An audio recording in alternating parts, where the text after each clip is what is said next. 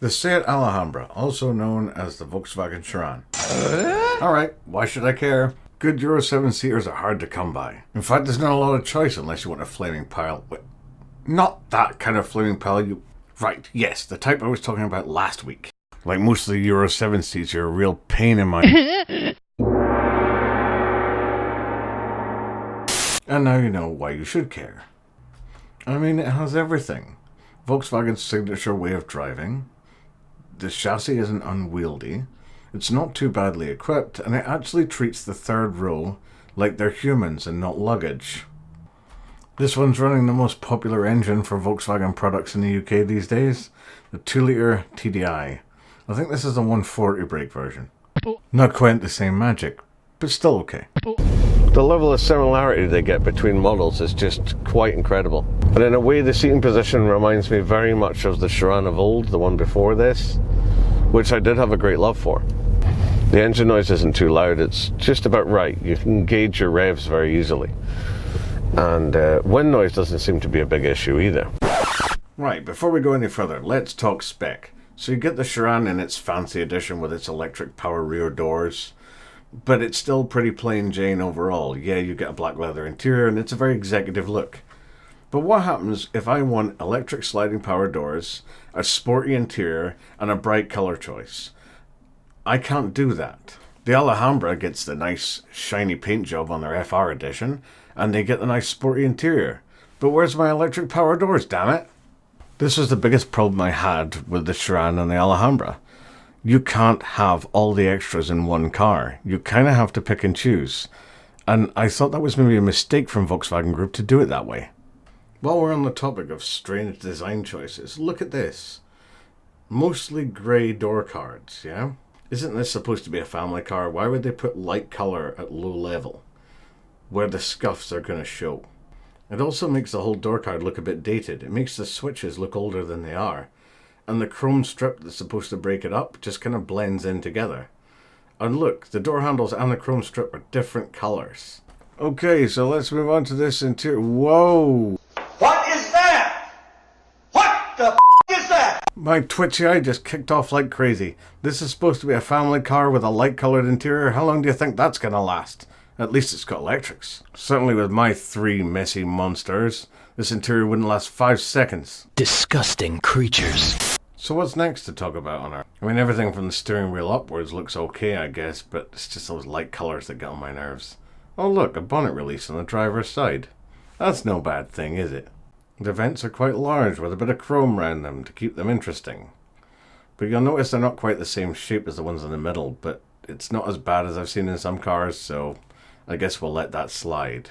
The steering wheel's the way I like it. Leather coated and minimalistic when it comes to buttons. The Seat badge kind of looks out of place in here with it being the only red thing. Center dials are very Volkswagen, nothing interesting to see here. Ugh, it's those Volkswagen stereos. Why you bullying me? I just irrationally hate you for no reason, that's it. Dash cubbyhole storage area, just like the old model. Perfect. Usual Volkswagen climate control, blah blah, bunch of switches, who cares. Useless cubbyhole. 6-speed manual gearbox. With a gigantic gear lever. The designer's trying to overcompensate for something? Holy... Anyway, electric parking brake, useless cup holders, and a 12-volt socket. Alright, what's in the center console? Ah, another 12-volt socket. That's no bad thing. And the usual multimedia interface stuff. And now it's time for a glove box test. Yes, that's more like it. That's how you do it. Vauxhall could learn a thing or two. Too bad they take cues from Nissan when it came to interior lighting. Isn't that joke getting too old? You've just done like 6 videos already. No smart as me, I'm not tired of it yet. That's a big sliding door. That means even people like me can fit in there easily. So I guess we should spend a bit of time talking about the good stuff. Well, you can see there's tables in there. You can also see there's a very interesting child seat set up there on one of those seats. And yeah, okay, they'll probably absorb every stain under the sun, being that light colour, but otherwise that's pretty good. And legroom for this middle row is fantastic. Not to mention the rear climate control option. If my camera would stay focused for 5 seconds. Now this is where stuff got really impressive. If I open this flap, look at that. 230 volt socket. How awesome is that? And that's factory fit, by the way, not aftermarket. Let's pull the door in and see what it's like from the inside. There's a cup holder on each sliding door. Nice. And it's a good size. And we've also got rear sun nets. If I can get them to come down. There we go. Before we move on to the back row, I guess we'll see what it looks like with them folded down. Flat to the floor, very nice, lots of space to work with. Some improvements seem to have been made to the seat fold mechanism, as we can see here. Okay, the seating mechanism in here is also rather interesting. You get a pull tag on here, if I can get hold of it, and you pull that back and you lift it, and in comes the seat. Add to that, we flip this over and lock it in. As you can see, it's a little fiddly, but it works rather well. And there's better legroom than some other 7 seats that I've looked at recently. So you spent a while fiddling to put the seat in place. Is it actually worth your effort? Well, yeah, look at that. I've got plenty of legroom. I fit no problem.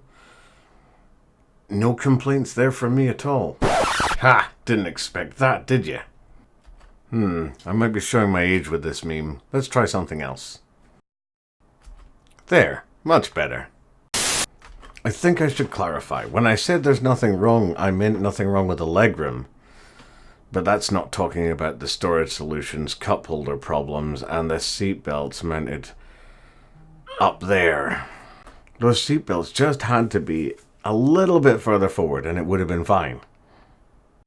And mistakes were made. Same as the old model. They have these little cubby holes with hinged covers on them. Yeah, that's going to be broken real quick. How about the luggage area? Is it so bad? Well, it's got a light built in, which is always a good start. It's got 12-volt sockets.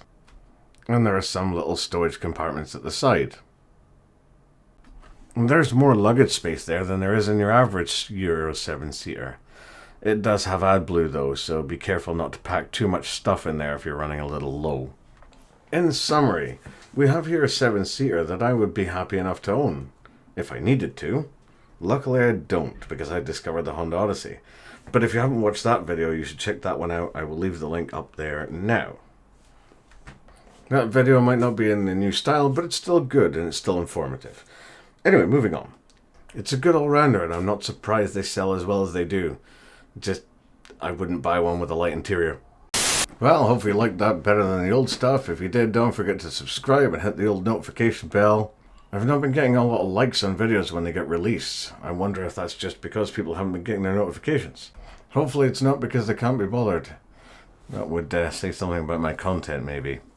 Well, until next time, look after yourselves.